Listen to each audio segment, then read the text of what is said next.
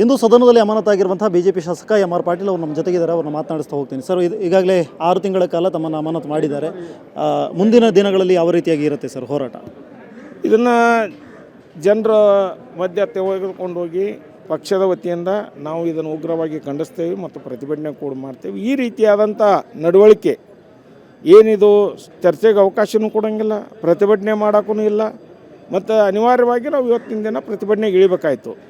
ಇದರ ಹಿಂದೆ ಇದು ಏನಾಗಿದೆ, ಅವರು ಸಚಿವರ ಇವತ್ತಿನ ದಿನ ಹೇಳಿದ್ದ ಸದನದಾಗ, ನಾವು ಯಾರೂ ಹೇಳಿಲ್ಲ.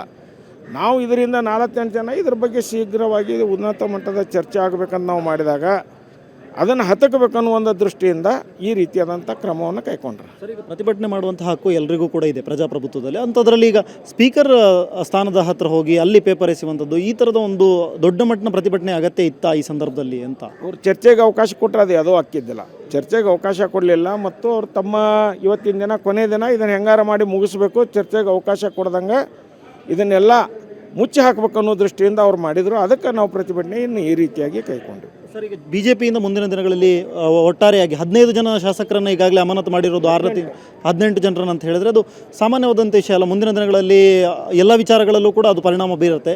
ಈ ಹಿನ್ನೆಲೆಯಲ್ಲಿ ಯಾವ ಥರದ ಹೋರಾಟ ಇರುತ್ತೆ? ಬೀದಿಗಿಳಿದು ಹೋರಾಟ ಮಾಡ್ತೀರಾ? ಕಾನೂನು ಹೋರಾಟ ಮಾಡ್ತೇವೆ. ಪಕ್ಷದ ವತಿಯಿಂದ ಇದನ್ನು ಉಗ್ರವಾಗಿ ಪ್ರತಿಭಟಿಸ್ತೇವೆ ಮತ್ತು ಇದನ್ನು ರಾಜ್ಯದೆಲ್ಲ ರಾಷ್ಟ್ರ ಮಟ್ಟಕ್ಕೂ ಒಯ್ತೇವೆ ಇದನ್ನು. ಯಾಕಂದ್ರೆ ಅವ್ರ ಸಚಿವರು ಹೇಳಿದ್ದೆ ಅದಕ್ಕೆ ನಾವು ಹನಿ ಟ್ರ್ಯಾಪ್ ವಿಚಾರವಾಗಿ ಮತ್ತು ಹಲವಾರು ಮಂದಿದ ಐತೆ ಅಂದಾಗ ಇದು ಎಲ್ಲ ಜನರಿಗೆ ಗೊತ್ತಾಗಬೇಕು, ಎಲ್ಲರೂ ಗೌರವಾನ್ವಿತವಾಗಿ ಬದುಕಬೇಕು ಅನ್ನೋ ದೃಷ್ಟಿಯಿಂದ ಈ ಒಂದು ಹೋರಾಟವನ್ನು ಕೈಗೊಂಡೇವೆ. Thank you. ಸದ್ಯಕ್ಕೆ ಇದಿಷ್ಟು ಬಿಜೆಪಿ ಶಾಸಕರಾಗಿರುವಂಥ ಎಂ ಆರ್ ಪಾಟೀಲ್ ಅವರ ಮಾತುಗಳು. ಕ್ಯಾಮ್ರಾ ಪರ್ಸನ್ ಗುರುಮೂರ್ತಿ ಜೊತೆ ಸ್ವಸ್ತಿಕ ನ್ಯಾಡಿ, ಏಷ್ಯಾನೆಟ್ ಸುವರ್ಣ ನ್ಯೂಸ್, ಬೆಂಗಳೂರು.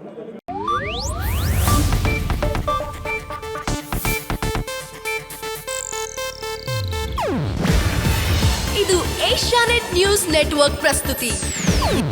ನೀವು ನೋಡ್ತಿದ್ದೀರಾ ಏಷ್ಯಾನೆಟ್ ಸುವರ್ಣ ನ್ಯೂಸ್.